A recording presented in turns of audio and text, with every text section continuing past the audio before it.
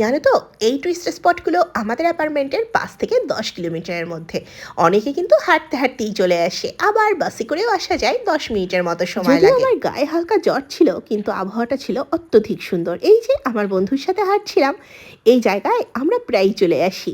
মাঝে মাঝে খাবারটা নিয়েও চলে আসি, কারণ এই জায়গাটা এতটা নিরিবিলি থাকে, আমার খুব ভাল লাগে। এখান থেকে যে কেউ চাইলে হাঁটতে হাঁটতে পার্শ্ববর্তী সমুদ্র সৈকতগুলোতে চলে যেতে পারে। গিয়েছিলাম একটু বিকেলের দিকে সানসেটটা এনজয় করার জন্য। 1 কাপ কফি কিংবা 1 কাপ চা, যেটাই হোক না কেন, আর তার সাথে এমন সুন্দর সানসেট, সময়টা কিন্তু সত্যি অনেক বেশি আকর্ষণীয় হয়ে উঠেছিল। গান আমার খুবই প্রিয়। গান শুনলে কিংবা নিজে গান গাইলে আমি একটা শক্তি অনুভব করি।